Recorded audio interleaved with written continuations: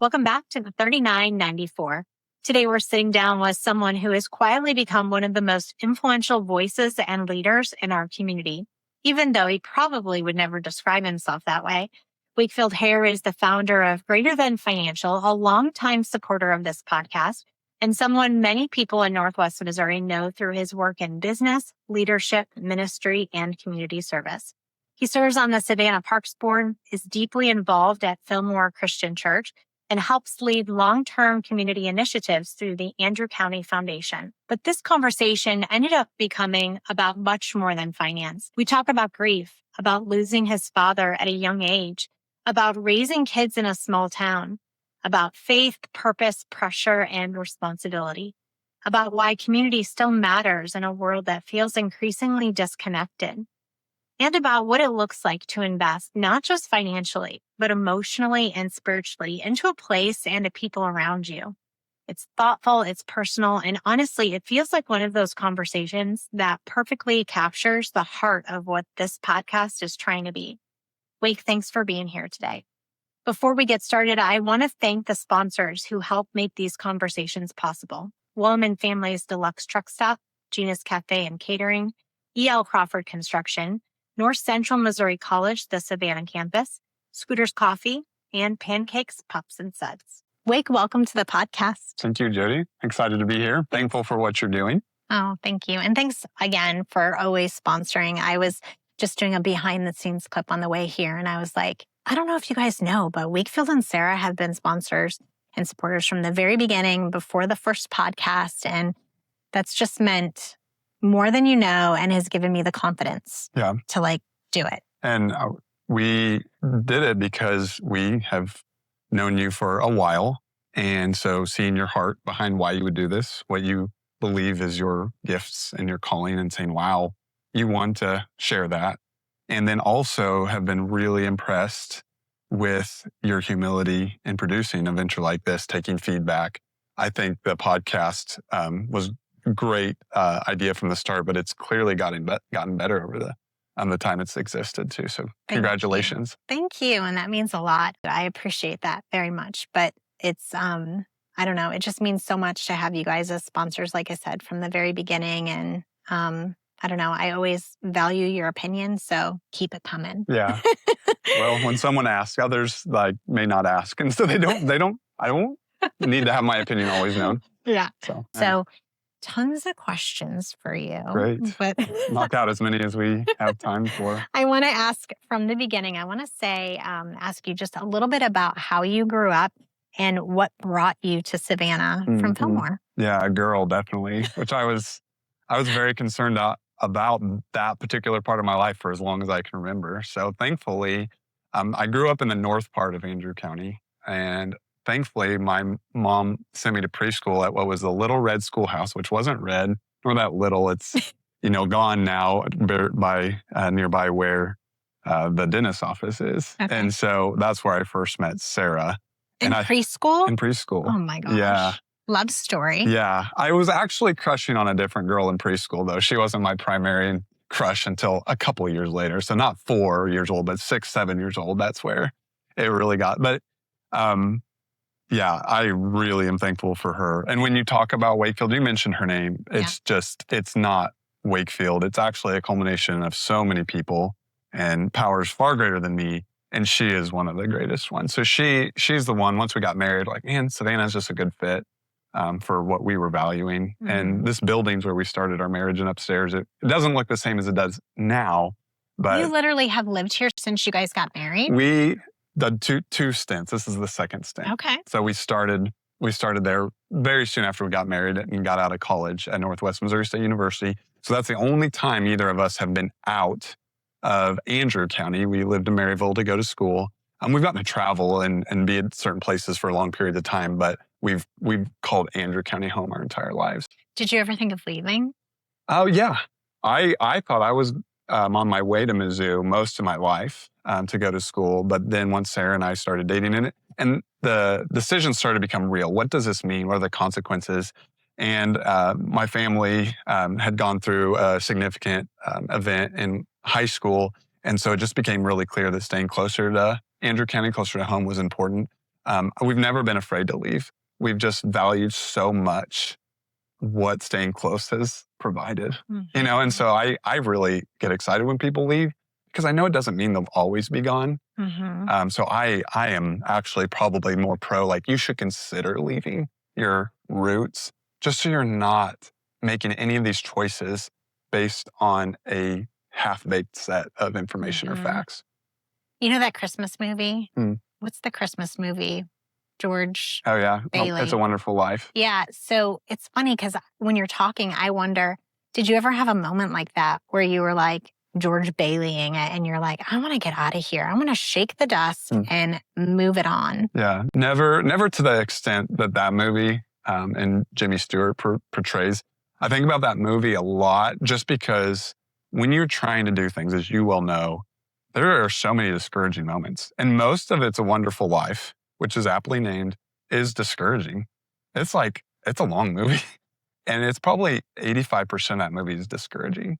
And you think about what you try to do and you're like, oh, I want to get this done for this reason or that reason. And many of it's selfish reasons. And you're like, oh, I'm discouraged. And then you just realize like, hey, don't worry about the short-term results. Like something's happening when you're doing it for the right reason. So just trust the process. And so that one's a good one, considering the small town roots of it all. I am not Georgia Bailey.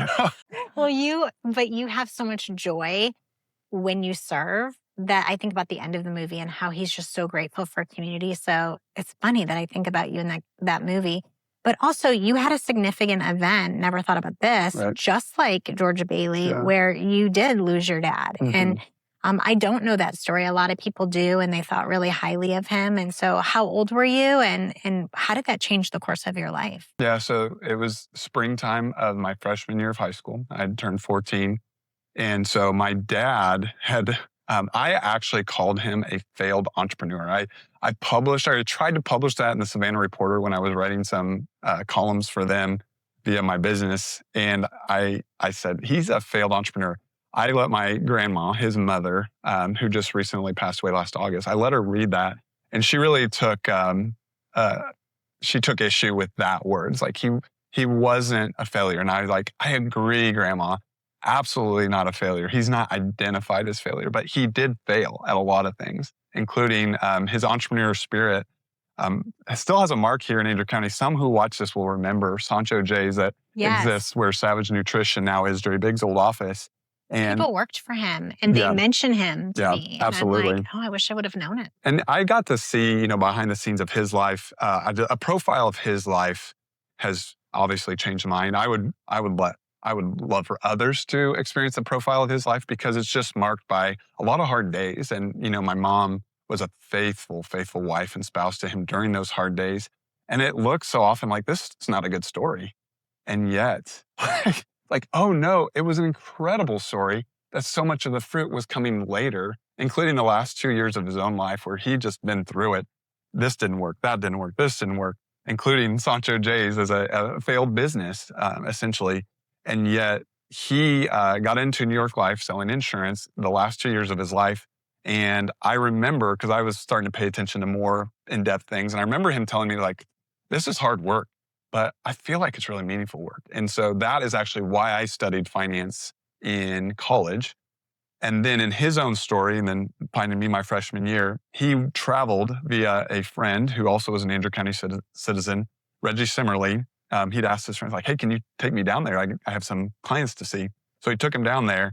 And on their way back, it was foggy weather in the Appalachian Mountains. Got the best of them. It's just the way it is when you take those kind of risks, And so I don't blame him for taking the risk. I don't blame the pilot at all.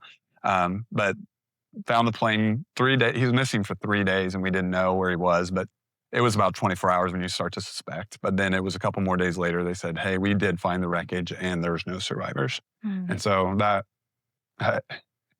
it's so painful. It was so much pain, but it's so beautiful because as painful as it was, and I've said that my sophomore year of high school, it was like the closest to hell on earth I think I could experience. People go through it in much worse ways, but I just felt like hell and was not alone. There was a lot of great people in my life, coaches and, family. But it changed everything. And it changed it in such a beautiful way that I can see what is now, that was 2001. So that's 25 years later. It's like, it's so beautiful. And so many of the most beautiful things we experience are forged through pain. And so I don't ever wish apathy on anyone, because I think it is one of the biggest pieces that just keep people from experience what we're created for, which is life and life to the full. So is it not so crazy that grief Mhm. does that to us? It's like the most painful thing in our lives, but the most giving as far as our faith and our just teaching us about perseverance. And Yeah. it's crazy how much you can grow from a grief experience. It's literally unbelievable. And the reason it's so meaningful is because that is literally what Scripture tells us is going to happen. It predicts it. And then you don't want it, but you go through it regardless of what you want. And then you're like, oh, it's true. And so that just is a great encouragement then, because whatever pains are in front of us, we can look at them unafraid, including for our community. Crazy. I have to ask you about your son because he's that age. Yeah. So have you thought much about that? I do. I remind him. I remind him. You know what this could be like for you. Right. If I wasn't here, do you ever have a moment though where you're like, man, I can't imagine him going through that. And you see so much of yourself in him? I spend a lot of time trying to do that very thing. Trying to imagine what it would be like for Billy Ann, my oldest, who she's 15, so she's older, but she's finishing up her freshman year. Hannah's 14. So he's right there in that phase. And then Johnny Jane, our youngest, is 10 or 11. Sorry, Johnny. And I actually know that my heart exists outside of me. When you have children, when you get married, you're like, oh, a piece of my heart now is not here. Right. So therefore it's a risk. And it's one that's like, yeah, but there's some great rewards to that. Same with having children, right? It's a risk. Our hearts are now out there. Others can hurt them. They will be hurt. And so it's not enough for me to ever have peace or rest if I know there's something my kids are relying upon for their own rest or peace that is outside of their control. And so as I learned at a young age, us being here and how much life we're given is not within our control. And you can take steps to you don't have to fly on a small plane. Like in my family, I'd be really nervous if I started traveling that way. But it's like, there's a lot more that get to us. And so I tell Sarah and the kids, hey, let's make sure that your ultimate well-being isn't dependent upon me. Because I can't guarantee I'll be there for you. Right. I'll never be able to do that. So we talk about that a lot. And I talk about to Hannah now, it's hey, you're old enough that you can take on responsibilities that a man uniquely provides to a household if I cannot, for whatever reason, incapacitation or death, you can do that. And then Billy, she's not a boy, but but you absolutely can make sure your mother doesn't be like, what do I do now? No, you guys probably would find it's hard transition, but you'd be better off in a lot of ways. I'm not planning on going anywhere, but you could be better off in a lot of ways if that happened. I understand that right after your dad passed, there was a wedding in the family. And so there was this dichotomy of intense grief and then the wedding. And you did have to step up as a son and as a leader in your family. But funny, it was at Fillmore Christian Church, right? The wedding. And so now all these years later, it's you still are at that church. And so I want to talk about all that. Yeah. Yeah. So that church, I actually, when you asked me earlier, did you ever want to leave, Andrew County, get away? I was no, I really didn't. Did I want to leave Fillmore Christian Church? Absolutely. Because it was super traditional. And as a young person, you're like, what are we doing? And it really lacked, for many years, it lacked the Spirit of God is what I would say. But it wasn't necessarily final. It was just it was just going through a season. Yeah. And I happened to be young, learning about what is the point of this place, of this church, of worship services, of God. Everyone's having a good time at the new churches. Exactly. You'd hear about, what was happening at St. Joe churches and just the ability to say things happen without me. having to be like, make sure they happen. Because Yeah. we had some Sundays, we had 15 people inside, and like, Yeah. you better make something happen or ain't nothing happening. Right. And so that I really wanted a different way most of my life.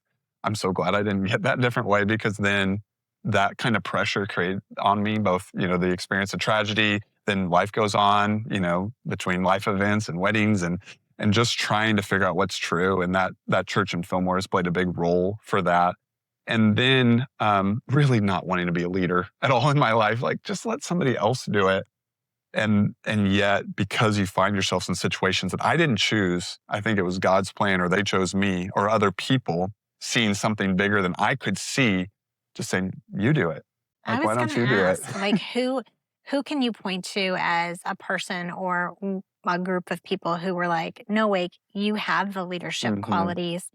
Please step up. Please serve in this way. Yeah, it always gets a little nerve-wracking when you start a list of names, because you're like, oh, Yeah, I don't would forget anybody. I would leave people off. Yeah. I'm very, very thankful for after the tragedy of my freshman year. Actually, I'll back up. When I was a kid, Doyle Farmer, who actually is still in this community, he has lunch at the senior center, I think, most days.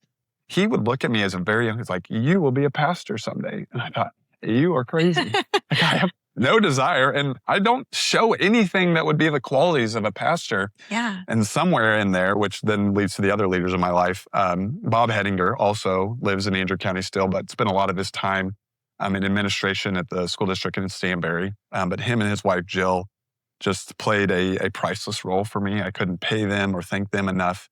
And then two particular people in my high school experience, Donna Cothe was FCCLA. And I heard your with the young lady who was FCCLA Northanger was like, okay, that does something to a kid when it's not just the classroom. You have to do a lot. And then Ed Windsor, an FFA, also came, and they just unbelievable belief in me to like, hey, develop that skill, do it, just try it. Like, but I may not be good. Yeah, you won't be good, but just do it and try it. And then just the pressure of Fillmore Christian too, of like, somebody's got to do this. Someone has to open up the Bible and try to figure out what it says. Mm-hmm. And we had some men that thankfully came up and helped us do that and helped me do that. But I think they were always knew it wouldn't be a long-term thing for them. They were most like, I'm going to play a role. I'm going to speak in Wakefield's life. Yeah. They invested a lot of time and energy in me, and I owe them a lot. Well, it's a slice of heaven up there, as I've shared with you. But also, I find it so funny on the way home from church, I often say to Lee, I wish Wake would feel confident enough to just preach, because sometimes, as you know, you will play a video, and which we love and we listen to, and we learn a great deal. But I always think he always says, this person can preach this sermon better than me. And I always think, no, there's a reason why you're there. Yeah. I would love to hear what you think.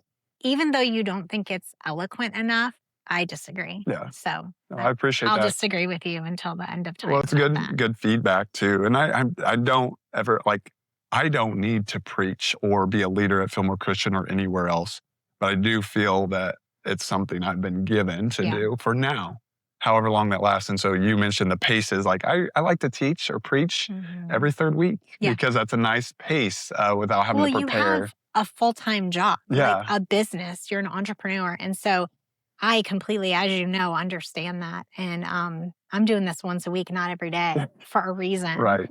And you put in a lot of work to make this production once a week. But also with you, that sermon is, you do put a lot of effort into it. It's amazing when you do it.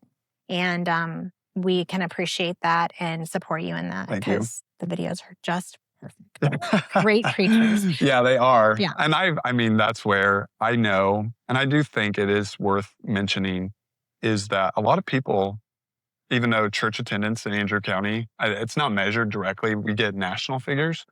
It goes down a lot. And it's gone down. And those trends are kind of changing in the last, I think COVID has retrended a lot in our country, in our world.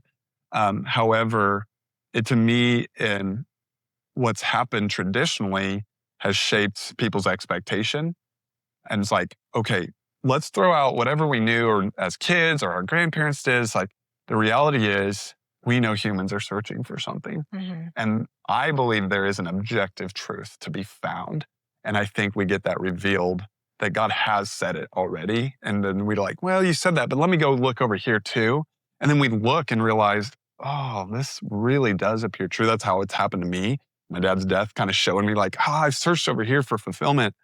And so it is a bit of it makes me sad to think there's a lot of time that people still do give to searching for that peace. They look, hey, Sunday morning should be a good place to find it. And yet you get a lot of services that are crafted in ways that really aren't based on anything objective. And that I think is extremely dangerous. And I'm not saying like, well, so I have to accept Wake's view of objective truth. Like, no, but you need to have a mission to figure out what objective truth is. Or maybe your mission, like, nope, I've just accepted there's only subjective truth. There's only what I interpret. It's like, okay, that comes with a whole new set of questions. Many have said atheists have a whole lot more faith than theists, people who believe in God, because it leaves a lot more unanswered questions than if you take a God, and particularly a God of the Bible that I believe in. I think it's funny that the kids are on their phones and they're so in tune with what's happening online, whether it be YouTube videos or TikTok. And yet my kids still desire to go and have that bit of tradition in their lives, which is so precious. And it's such a stabilizing factor that, I don't know, it's just such a blessing. So it'll be interesting to see how things shake out with church attendance and how people, I was just doing an interview the other day where someone said, church attendance is down, but spirituality is up. And so just very interesting. We talked a little bit about AI earlier and how, I think AI is never going to replace the interviewer because we're having a human connection. And it's very similar to, obviously, you're not going to be able to get on ChatGPT and say, you might be able to say, what would Jesus say about this? But the human connection that you get in fellowship, no matter how hard you try, it can be your boyfriend and tell you how great you are, but it's just not going to be there. Is that something that you truly believe? Yeah. So there is a lot to that question, which I think it's going to come up in so many of your interviews, just because AI is like knocking at all of our doors. There's some who's like, I'll resist.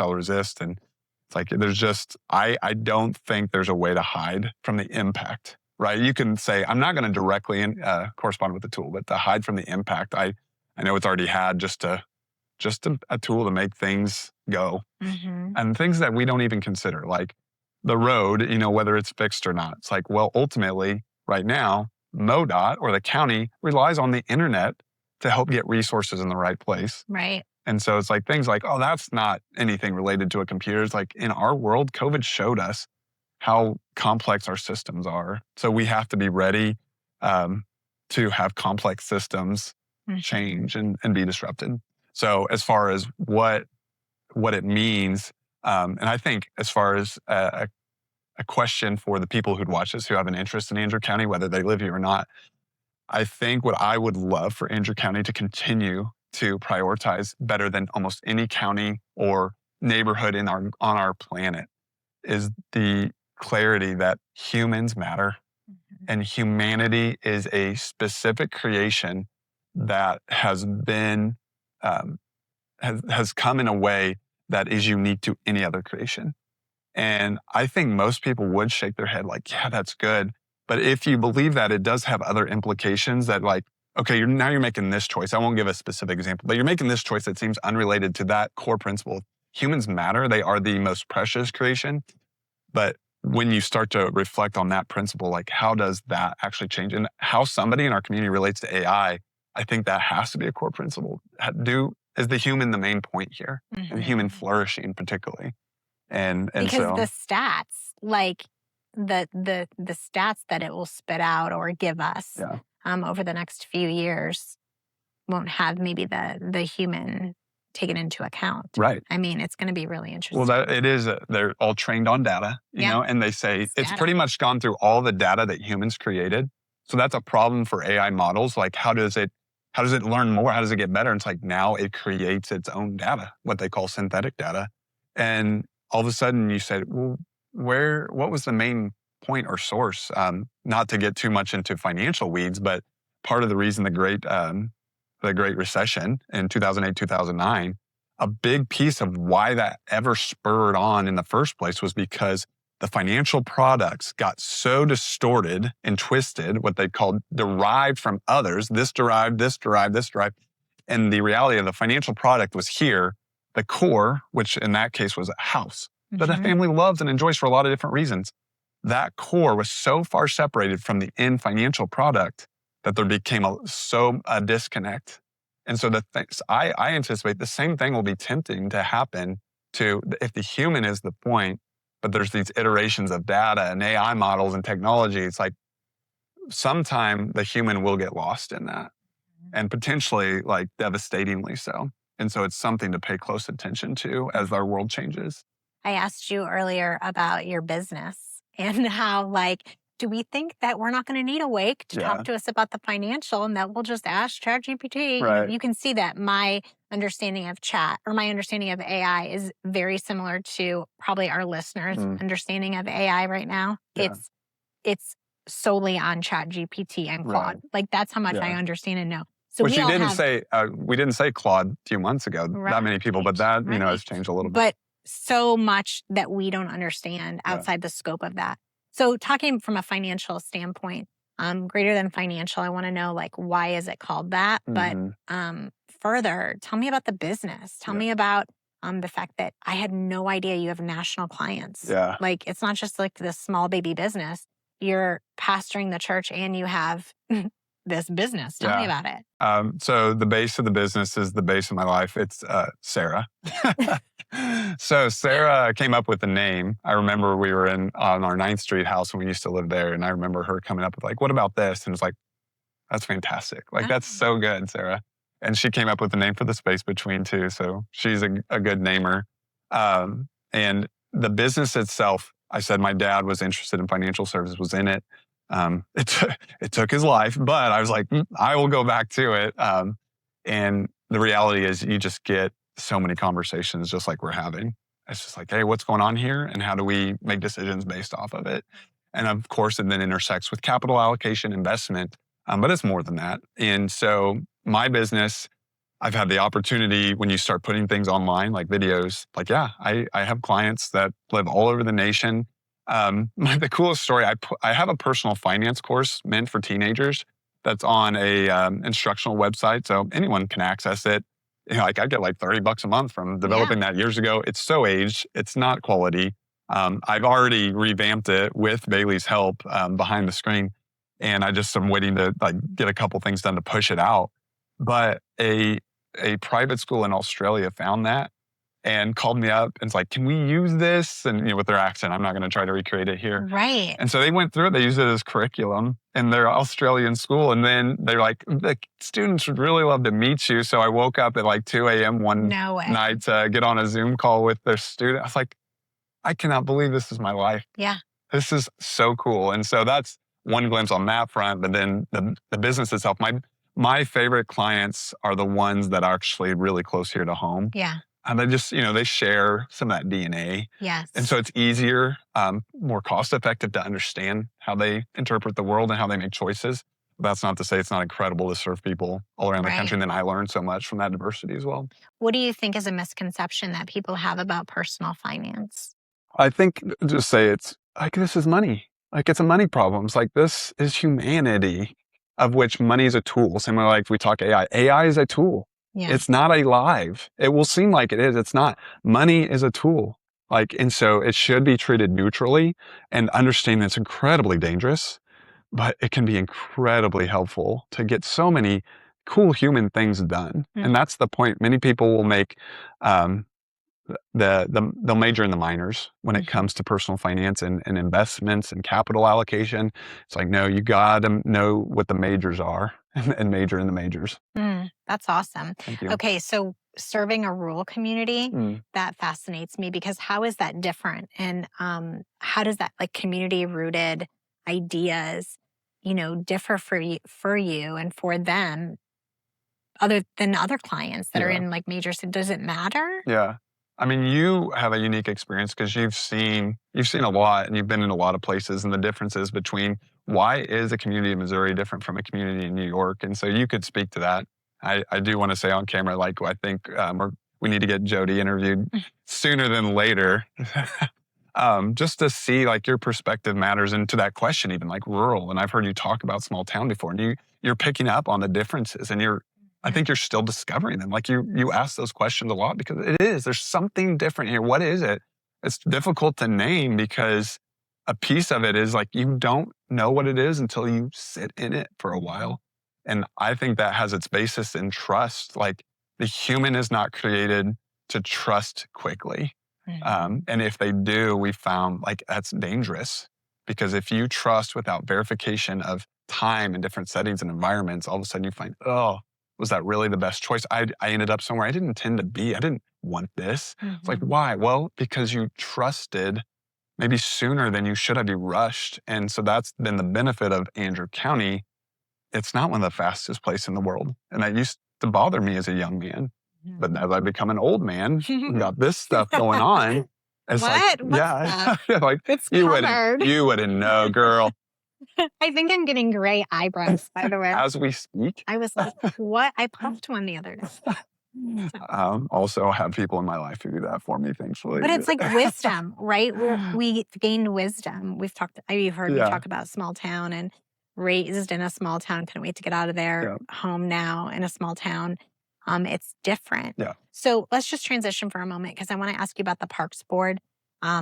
Not without controversy this year, last year. You are a member of the Parks Board, and you guys have been through it. Kind of towards the end now, it seems, of all of that. But what do people not appreciate about the parks system in Andrew County, Savannah? Well, when we think about what's the point of living in a place like this, well, it's that you can enjoy life. You get to the depths of life and humanity, and as opposed to just rushing by cool things. And so for those who can take time to like, hey, let's be outside. Let's enjoy this beautiful spring that we're having. It's like, oh, what's a good place to do that? Well, I love the square. We're staring out the window and can see our beautiful courthouse.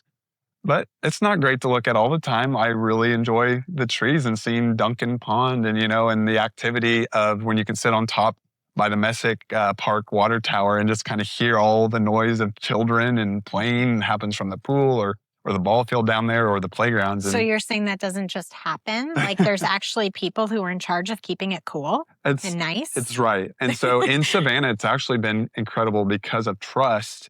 Donnie Knorr was the park director for over 20 years. I won't say exactly how many years, but it was so long. And people just trusted him to steward all of that really well. And he did such a good job that the parks did not hit news very often at all. Right. So that is a credit to him and the other people that I know helped him. It wasn't a one-man show. And so that is sometimes the things that we aren't complaining about, we forget that there's probably a lot of great work happening quietly to keep us from being like, whoa, what's going on there? And so the parks has gotten noisy because we had some tough realities with assets we have. Yeah. And the reality is like, hey, we were all comfortable and probably didn't pay attention. And I'll take as much blame as anyone. I've been on that park board almost as long as anybody. There's a couple other longstanding members who I'm thankful because they're dads, too. And they don't love to come. Nobody loves to be in a meeting, but far from perfect. And we've learned under scrutiny just how far from perfect we are, except seeing a lot of heart coming like, were they open to feedback? Where they say, hey, will you get new information or work on this to like adjust your perspective? And so I've seen that in the park board members. I've seen that in groups like the county initiative, the aquatics initiative. They're like, what do we ultimately want here? Like, we want humans to flourish. And I've seen, and I'm so thankful, as much as they're use the term controversy, is like, it's just when you try to do big projects and get a lot of opinions, it's going to be hard. There's just not going to be an exception to that I'm aware of unless you get incredibly lucky.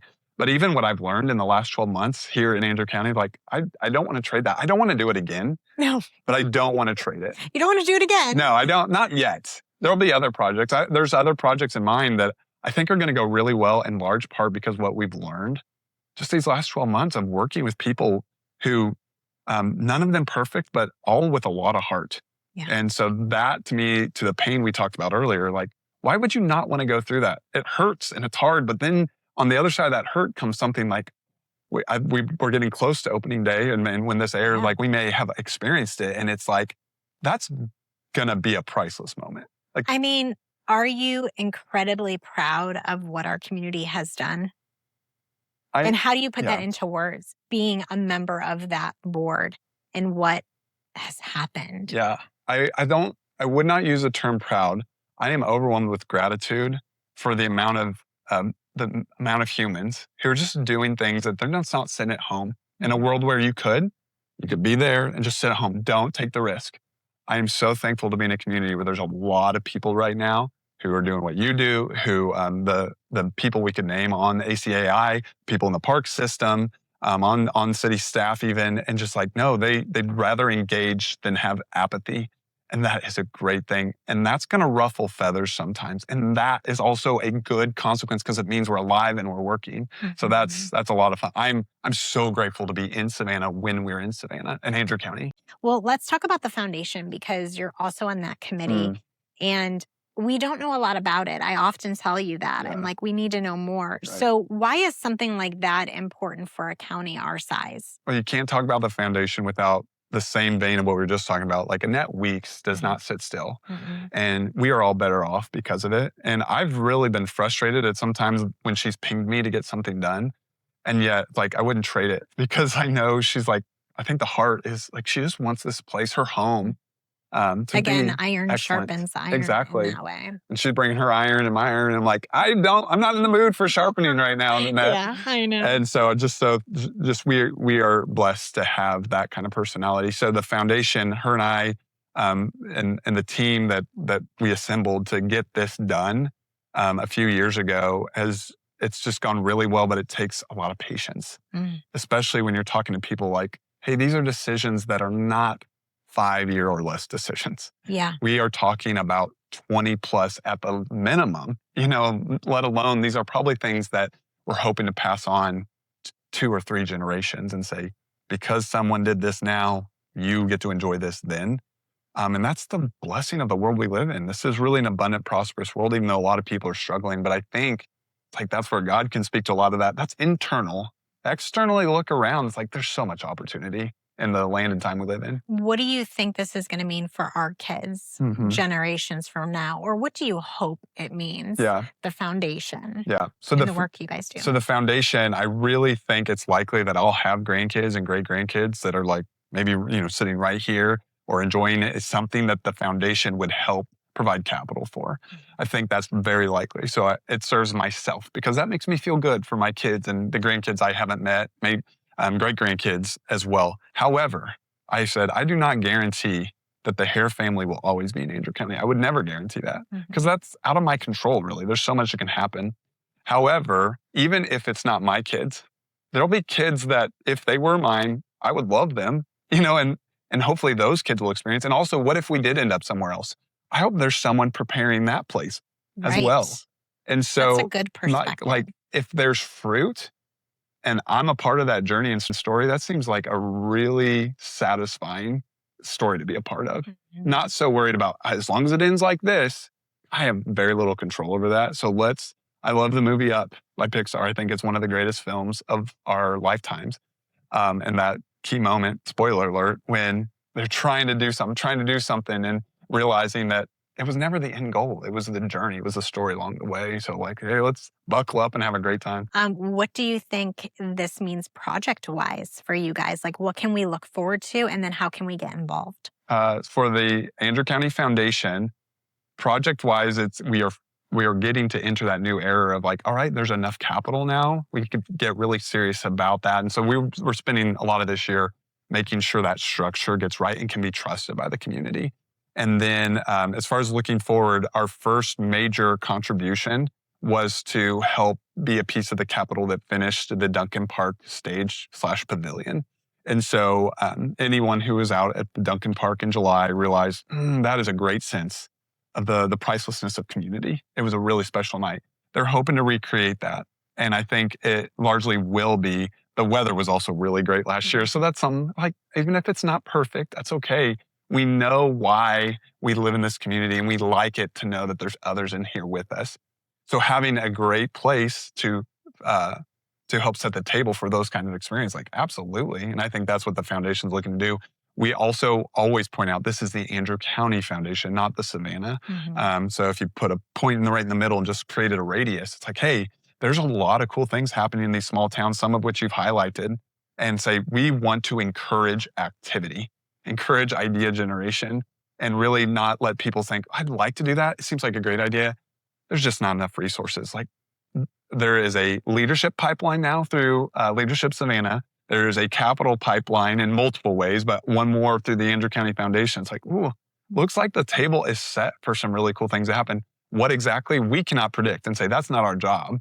Our job is to let the ideas be encouraged to come up, bring the ideas, and we'll make choices on like, great, let us help you. Okay. 2 things. How do we get involved? And also with the Parks Board, how can we get involved and be more Parks specific? Board, I think you mentioned like public meetings. We're actually, we are trying to develop a master plan that should be live in full this summer and be able to present it to City Council. And so that's something that hasn't existed for a while. So we're really excited about that. But input, I mean, just because there's a master plan set, and you're like, well, I didn't get enough. Input, feedback. It's like you can't get enough of it. You do want to be respectful as you can be to realize like, hey, our park director, city staff, park boards members, they do have other priorities. So try to find the most gracious way to provide that feedback without asking for a lot in return, so that you can triage the great ideas from like, oh, that's good, but not now. Or sometimes there's not good ideas, but we'd still like that idea. So that's on the Parks Board side. That would go a long way. Using the parks, because what gets used gets taken care of oftenly. Right. So that helps as well. And then on the foundation side, it's awareness. So you and I are not in the stage of life where like, oh, estate planning is, I mean, it is important for us, but it's not like triaging. It's not the thing we're probably going to prioritize the next few years. But we have parents, but we have community members like, oh, they really need to think about this. What's the plan to make sure the resources do not get wasted or worse, abused? And Annette has said that number of resources is unbelievable in this county if really people did that estate planning and planned ahead. Exactly. And it's to say, there's always somebody with more money. Right. So if we compared it against, other places in the world or the country, it'd be like, well, that's not much. But it's like, no, I think we appreciate in Andrew County, we are rich. And you're like, well, I'm not rich. In many ways we are, even if you say I have 0 assets to my name. And yet some of these people have carried on traditions and management of assets. It's like, no, Andrew County has a lot. And part of the problem isn't, but why isn't it getting used to solve problems? Well, it's because there's also needs to be trusted leadership to handle those resources. It doesn't exist. They got to exist together. And so that transition, when it leaves from one family to the next without a plan, a lot of it could get, again, wasted, abused, or just leave. It's like, because there wasn't intention, there wasn't leadership. So that's part of what the foundation is trying to do. Let's create intention with every resource in our community, especially the capital that might get passed to a generation that says, I don't care about Andrew County. It offers nothing for me. That's fine. We don't have to convince you of that, but we'd want those resources of people it does matter to. Like, hey, don't you want to see them used intentionally for values you prioritize? And the website is on the screen now, we hope, if I get it put on there. You'll nail it. Get it on there, and then we will let people go to the website, learn more, and then hopefully consider giving. Great. The last question I want to ask you today, because you've encouraged me in this way, is you have so many irons in the fire. And the one thing that you have taught me that I've taken away, that I've shared with many people, is it doesn't have to be perfect. So talk to me about that, not in my own life, because we've already talked about that. But how... Interview Jody. Hashtag interview Jody. How do you do this? Like, how do you have so many irons in the fire, continue to serve in this way, and do it without the perfectionism like taking hold? Tell me about that. So done is better than perfect. That is a principle. We've talked about a few principles in this conversation. And so it is the case where people, like my mom will often say like, you're so busy, I don't want to bother you. It's like, no, like life is structured in a way to try our best to do first things first. Mm-hmm. And so one of the greatest encouragements, and could encourage you to be like, hey, it can't be perfect, Jody. We just got to get it done, is the reality of like understanding like you are looking at a guy. And if you look closely, you'll clearly see a completely imperfect person, like totally and completely a hot mess in most ways. But by the graciousness of God, able to put enough together that says like, oh, great, there is fruit here. Most of that fruit's not because of anything I've done. Like we said, it's because of others who have set basically like the trust that Sarah and I have almost completely established by the generations before us. Like, and we were just like, oh, we've been passed the baton. Let's try not to screw it up with them. Mm-hmm. And then do that to our kids too. Like, hey, if you want to use this trust to do things in this community, it's been established, hopefully can pass it to them and they can choose to use it or not. But I think that is probably the key of like, no, people will think about all the reasons not to, all of the blemishes, and no one looks at you like you look at you. And I know you've done that. Like, oh, the things that have happened to create this podcast that like, oh, that's not perfect. How many people have actually realized it behind the scenes? Like, no, they're just like, wow, I loved hearing her interview that person. Thank you, Jody.